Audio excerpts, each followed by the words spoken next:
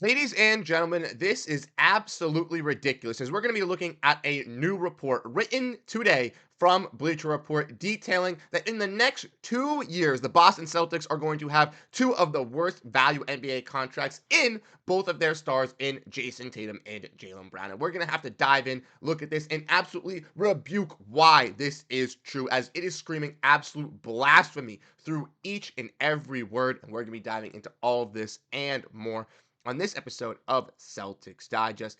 I'm Bruce Veliz. And like I said, we have a ridiculous article to dive into and react to today. So if you want to make sure you stay up to date on everything, make sure to hit that subscribe button and let me know your overall thoughts on this Boston Celtics team down below in the comment section. I do appreciate all the love that you guys have been showing us on the channel over the last couple weeks, and it definitely does not go unnoticed. Without further ado, let's dive into that video at hand. Make sure to grab that snack. But what did we read today? What did we see today? Absolute craziness we saw today coming out of Bleacher Report. As we want to dive in and look at this here, we can see, courtesy of Eric Pincus of Bleacher Report, that he wrote an article predicting the worst value NBA contracts in the next 2 years. And as we can see with this list, Jayson Tatum is number 2, but not only that, Jaylen Brown is number 4, which is absolute ridiculousness to be saying about two top players, two all-stars this year in the NBA,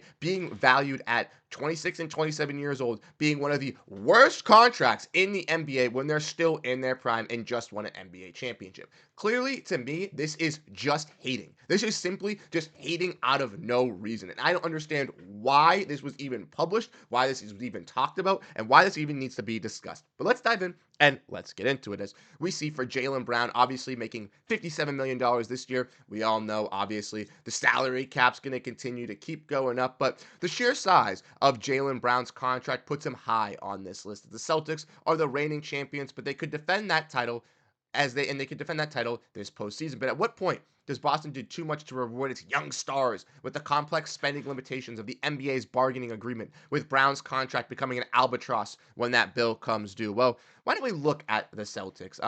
Well, Jaylen Brown's contract's not going to be an albatross because $57 million to him and $50 million to Jayson Tatum. Well, guess what? At that point, only two other Celtics will be under contract. Derrick White's $30 million and Sam Hauser's 10. So if you add all of that up together, right, there's $60 million or 110. Derek's 140, that $150 million. The Celtics are still under the salary cap with just those four guys. And I'm telling you right now, in 2 seasons, or not even just 2 seasons, but in 4 seasons, when this contract becomes an albatross and becomes an absolute disgrace for the Boston Celtics, guess what? The Celtics will still have Jaylen Brown and Jayson Tatum in their prime and still will be able to get players to want to come and play with them. I don't understand the point, the reasoning for any of, oh, the Celtics aren't going to be good. Do you think that with Jayson Tatum and Jaylen Brown winning a championship last season and Brad Stevens investing in them, that they're not going to do the same this season and for future seasons? Similar thing with Jayson Tatum, $58 million this year. Age at opening night, 28.6. Okay. $25.9 million over the next 4 years. And like Jaylen Brown, Tatum has been well compensated for his starring role. He's younger than Brown and was respected enough to play for this season to be selected as a starter for the All-Star game in San Francisco.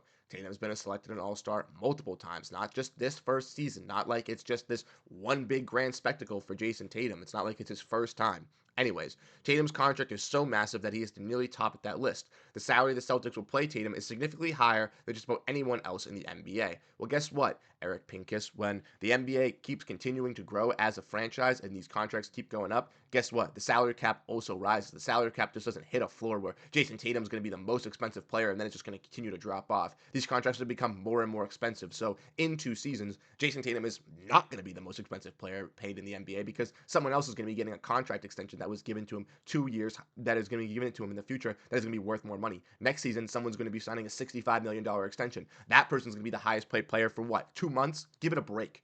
Can Tatum conceivably live up to it, especially with the league's new rules in mind? Can Tatum, an all-star starter for multiple seasons, an NBA champion, a top 5 player in the NBA, live up to the new rule changes of the NBA with the second ape? This is just absolutely hilarious. And if you want to just like look, oops, sorry, I hit the wrong button. Want to look at their stats? Jayson Tatum, 26 points, 8 rebounds, 5.5 assists, 45% shooting from the field, 35% shooting from the three at 26 years old. I don't know why it says 28.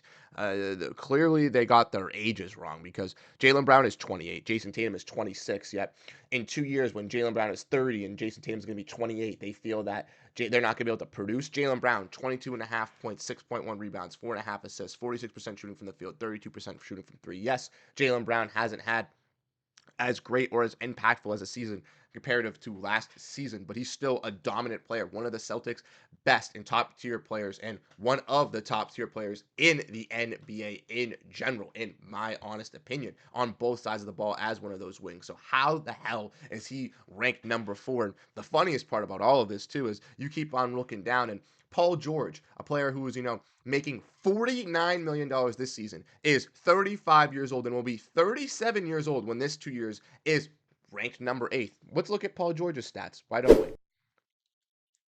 16 points per game, 36, going to be 36 years old in 2 years, 5.2 points, 4 point assists, shooting worse field goal percentages than both stars in Jaylen Brown and Jayson Tatum. Yes, he's shooting a little bit better than three compared to Jaylen Brown, but shooting worse from the field compared to both, averaging less stats in every category compared to both. But no.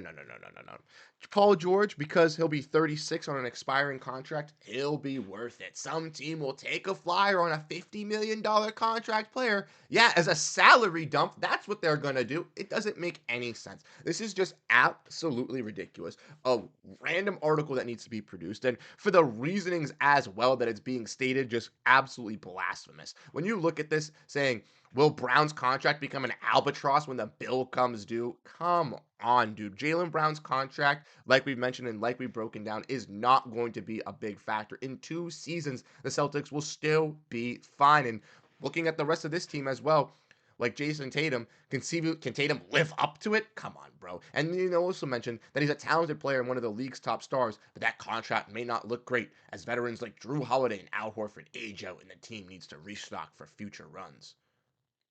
Did you not just see what Brad Stevens just did this offseason, buddy? Brad Stevens just gave everyone and their mother a contract extension. Jrue Holiday, here's the money. Derrick White, here's the money. Jayson Tatum, here's the money. Sam Hauser, here's the money. Peyton Pritchard last season, here's the money. Jaylen Brown last season, here's the money. Everyone is locked up long term. The only people that aren't locked up are Luke Cornett and Al Horford.